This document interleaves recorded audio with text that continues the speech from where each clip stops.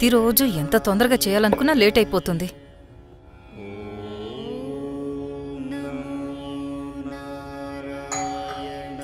వచ్చినట్టున్నాడు.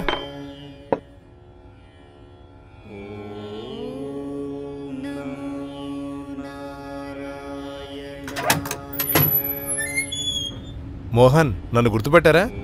నారాయణ స్వామి గారు, రండి కూర్చోండి.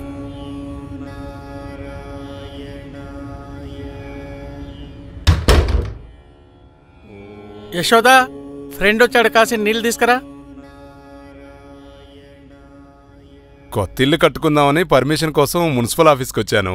మీరు ఉండేది ఇక్కడే అని తెలిసి ఇలా వచ్చాను. మనం కలిసి ఓ 15 సంవత్సరాలు అయి ఉంటుందా?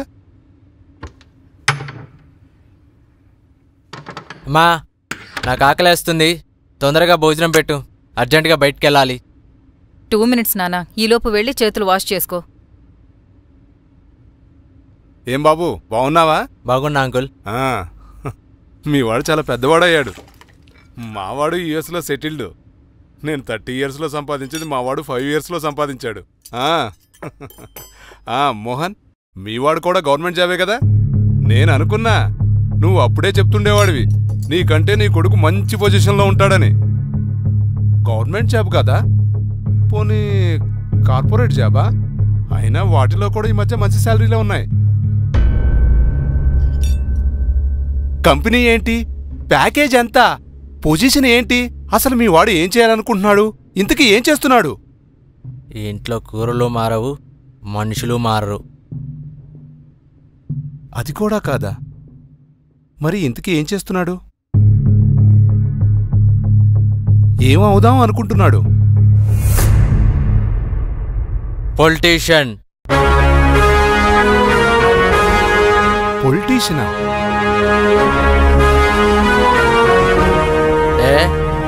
పొలిటీషియన్ అవ్వకూడదా?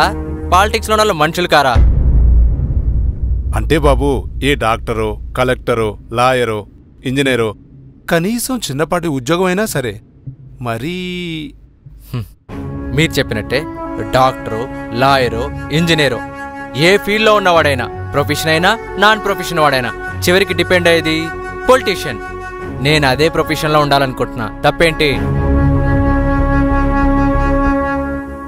ఎందుకు బాబు, ఒక మంచి ఉద్యోగం సంపాదించుకొని, ఒక ప్లాట్ కొనుక్కొని, పెళ్లి చేసుకొని, పిల్లలతో హాయిగా ఉండక ఇలాంటివి మనకెందుకు సూర్య?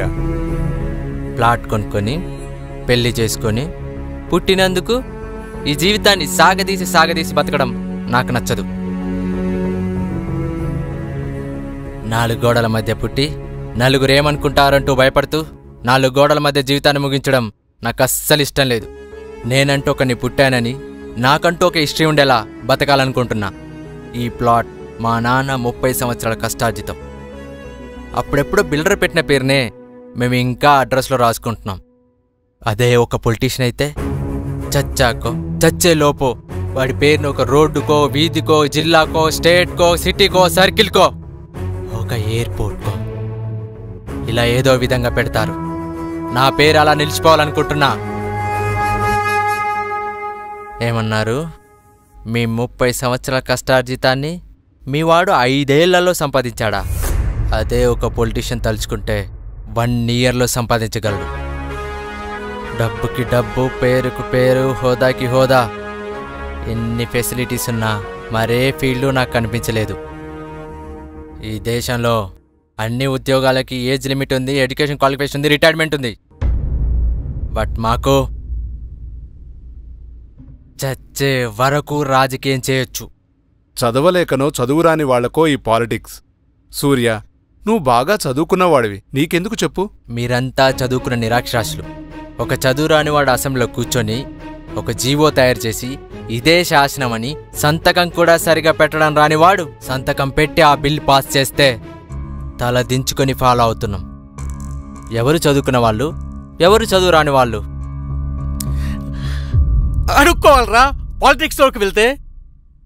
నాన్న, అడుక్కోవడం పొలిటీషియన్కి ఉండే మొదటి అర్హత. పార్టీలో ఉన్నంతకాలం పదవులు అడుక్కుంటాం, ఎన్నికల్లో పార్టీ టికెట్ అడుక్కుంటాం, టికెట్ వచ్చాక ప్రజల్ని ఓట్లు అడుక్కుంటాం. అయ్యా బాబు బాంచన్ నన్నే గెలిపించండి అని మేము 5 ఏళ్లకు ఒకసారి మాత్రమే అడుక్కుంటాం. కానీ మీరు 5 ఏళ్ళు అడుక్కుంటారు. అయ్యా మీరే దిక్కని కాళ్ళ మీద పడి ఏడ్చి ఏడ్చి మరీ అడుక్కుంటారు. ఎవరు గ్రేట్? 5 ఏళ్లకు ఒకసారి అడుక్కునేవాడా? 5 ఏళ్ళు అడుక్కునేవాడా? పాలిటిక్స్ అంటే రొచ్చు అంటారు, అంతే కదా నాన్న? ఈ రొచ్చులో ఉండే వాళ్ళ పక్కన మీరెందుకుంటారు? ఈ రొచ్చులో తిరిగేవారి సంఖ్యలో మీరెందుకు తిరుగుతారు? మీరంతా గొప్ప గొప్పగా చెప్పుకునే నాయకులంతా ఈ రొచ్చు నుంచి వచ్చిన వాళ్ళే. వాళ్ళ గురించి పాఠాల్లో పాఠ్యాంశాలు ఎందుకు పెడతారు? పేపర్లో గొప్పగా ఎందుకు రాస్తారు? మనకు చేయడం చేతగానప్పుడు ప్రతి ఫీల్డు చెత్తే.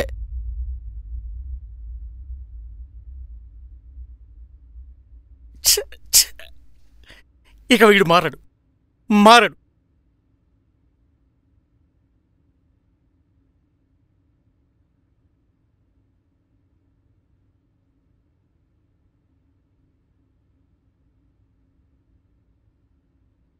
మీరెందుకు తలదించుకుంటున్నాను నాన్న?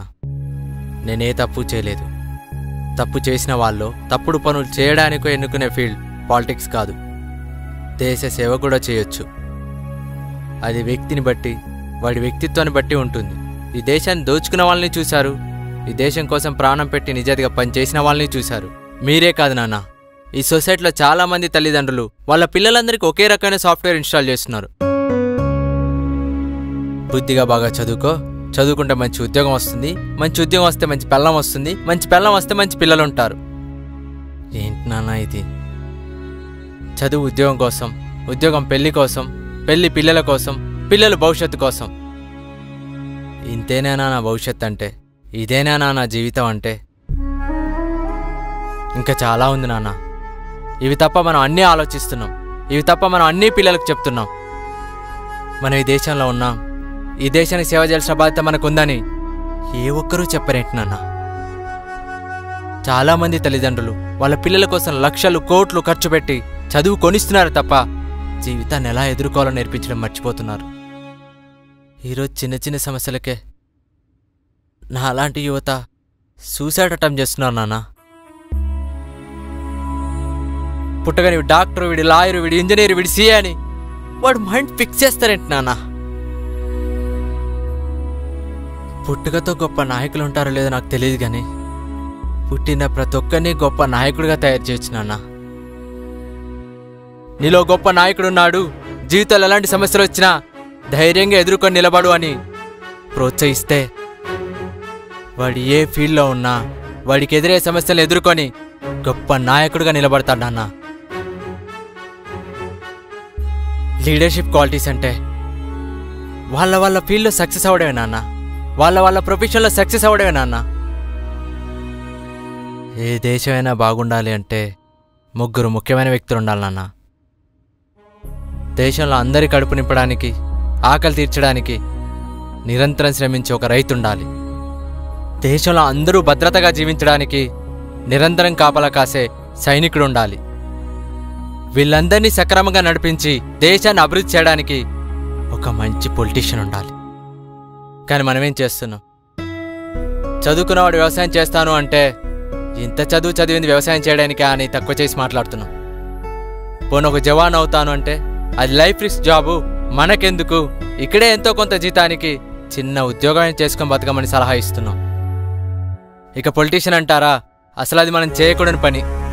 తప్పు చేసినవాడో తప్పుడు పనులు చేసేవాడో మాత్రమే చేసే ఫీల్డ్గా మార్చేశాం. మనల్ని మనమే ఇలా తయారు చేసుకున్నాం నాన్న. ఈ 3 గురించి మాట్లాడేవే మానేశాం, వీటి గురించి పిల్లలకు చెప్పడమే మానేశాం. ఇంకెంతకాలం నాన్న అనుభవమైన నాయకులు అర్ధరహిత పాలనలో జీవిద్దాం. మీరు చదువుకున్నప్పుడు, నేను చదువుకున్నప్పుడు భారతదేశం అభివృద్ధి చెందుతున్న దేశంగానే చదువుకున్నాం. కనీసం నా పిల్లలైనా భారతదేశం అభివృద్ధి చెందిన దేశం అని చదువుకోవాలని ఆశపడ్డం తప్ప నాన్న? 100కో కోటికో గొప్ప నాయకుడు పుడతాడంటారు, అది నీ కొడుకే అవ్వాలని ఎందుకు అనుకోరు నాన్న?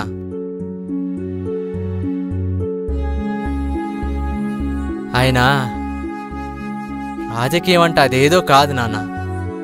ప్రతో నిద్ర లేచినప్పటి నుంచి నిద్రపోయే లోపు ఏదో కోణంలో, ఏదో విధంగా, ఏదో సందర్భంలో, ఏదో ఒక చోట రాజకీయం చేస్తూనే ఉన్నాను నాన్న. వాళ్ళు తెలిసో తెలియకో చేస్తున్నారు, బట్ నేను దాన్నే ప్రొఫెషన్గా భావిస్తున్నా.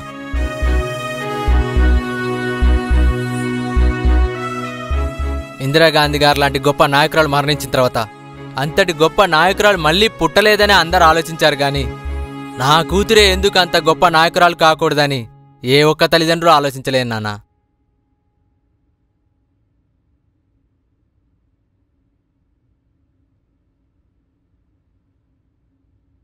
ఒక్కసారి ఆలోచించండి నాన్న.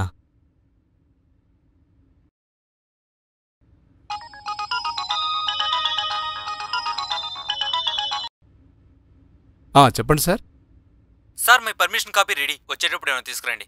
అదేంటి సార్, నేను 30 సంవత్సరాలు గవర్నమెంట్ సర్వీస్ చేశాను, నన్ను అడుగుతున్నారా మీరు లంచం? మీ ఇష్టం సార్.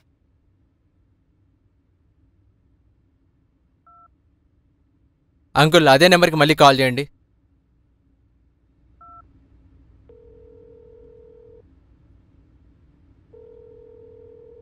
హలో సార్, అయితే రెడీనా?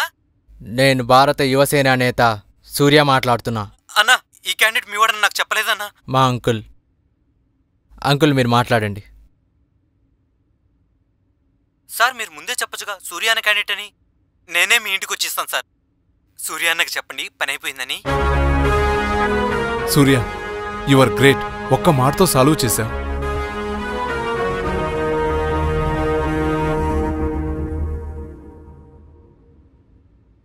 రై, నా కొడుకు గొప్ప నాయకుడు అవుతాడంటే ఏ తండ్రి కాదు అంటాడ్రా. కొన్ని సంవత్సరాల క్రితం రాజుల పాలనలో, ఆ తర్వాత బానిసలుగా బ్రతికావు. నేడు కుటుంబ వారసత్వపు పాలనలో బ్రతుకుతున్నావు. నేటి రాజకీయాలు కొన్ని కుటుంబాలకి, కొన్ని మతాలకి, కొన్ని కులాలకి, కొంతమంది డబ్బున్న వాళ్లకు చెందిందిగా మారిపోయాయి. ఇలాంటి ప్రతికూల సమయంలో ఒక సామాన్యుడు నిలవగలడా? ప్రశ్నించిన వాడి గొంతు నొక్కేస్తున్నారు. ఇది తప్పు అని అడిగిన వాడిని కనుమరుగు లేకుండా చేస్తున్నారు.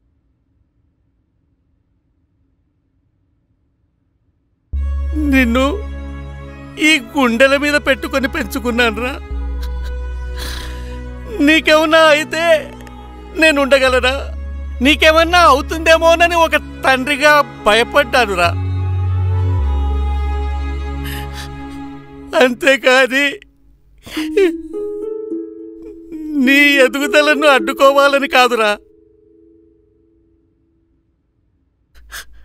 నా కొడుకు దేశం గర్వించదగ్గ పౌరుడు కావాలని ఏ తండ్రి అనుకోడురా.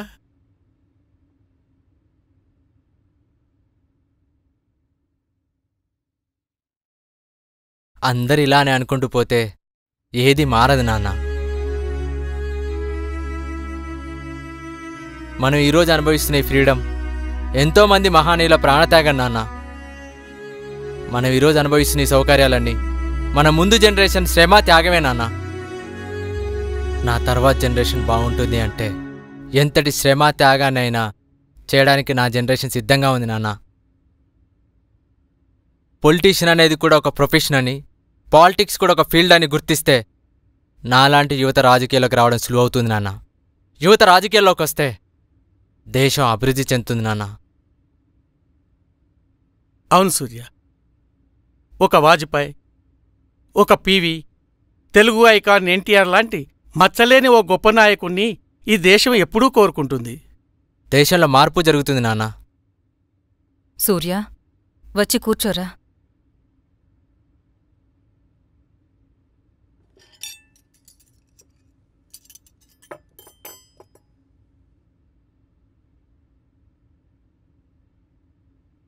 సూర్య, నన్ను క్షమిస్తావు కదరా? ఇప్పుడెందుకమ్మా అలాంటి మాటలు? లేదు నాన్నా, నువ్వు నన్ను క్షమించాలి. నువ్వు ప్రతిసారి మీ నాన్నగారికి ఎదురు మాట్లాడేటప్పుడు నాకు నీ మీద చాలా కోపం వచ్చేదిరా. మిగతా పిల్లలందరూ జాబ్ చేసుకుంటూ ఇంత సంతోషంగా ఉన్నారు, వీడెందుకు ఇలా తయారయ్యాడు, నాకెందుకు ఇలాంటి కొడుకునిచ్చావు దేవుడా అని రోజూ బాధపడేదాన్నిరా. కాని ఈరోజు నీ మాటలు విన్నాన్రా, నా ఆలోచన తప్పని తెలుసుకున్నాను. నిన్ను అర్థం చేసుకోలేకపోయాన్రా నాన్నా. కన్న తల్లికే అన్నం పెట్టడానికి ఆలోచిస్తున్న ఈ రోజుల్లో కన్న తల్లి లాంటి దేశం కోసం నువ్వు ఆలోచిస్తున్నావురా. నువ్వు నిజంగా గ్రేట్రా సూర్య. నువ్వు నా కొడుగ్గా పుట్టినందుకు నాకు చాలా గర్వంగా ఉందిరా.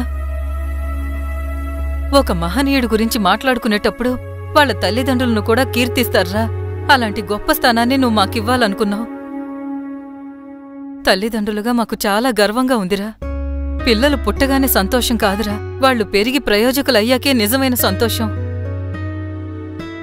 డబ్బు సంపాదించటమే జీవితం కాదు, బాధ్యతగా జీవించాలని తెలుసుకోలేకపోయాంరా. చదువు వల్లనో చేసే ఉద్యోగం వల్లనో వచ్చే గౌరవం కన్నా 10 మంది కోసం పోరాడేవాడికొచ్చే గౌరవం గొప్పదిరా. పలానా చదువో పలానా పొజిషన్లో ఉంటేనే గౌరవం కాదురా, నలుగురు మెచ్చుకుంటేనే ఆ లైఫ్ గొప్పదిరా.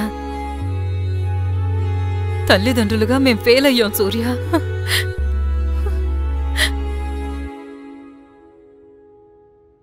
నేను నా కుటుంబమని మేం ఆలోచించాం, మనం దేశమని నువ్వు ఆలోచించావు.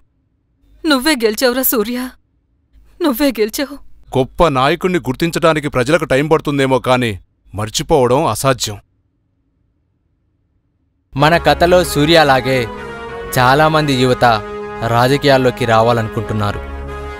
నారాయణస్వామి లాంటి వ్యక్తుల వల్లనో తల్లిదండ్రుల ఒత్తిడి వల్లనో ఆగిపోతున్నారు.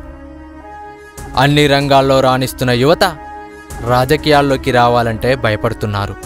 పాలిటిక్స్ కూడా ఒక ఫీల్డ్ అని, పొలిటీషియన్ అనేది కూడా ఒక ప్రొఫెషన్గా గుర్తిస్తే యువత రాజకీయాల్లోకి రావడం సులువవుతుంది. యువత రాజకీయాల్లోకి వస్తే దేశ భవిష్యత్తు మారిపోతుంది.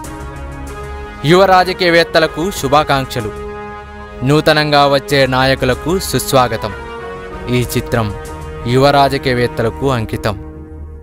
జై హింద్.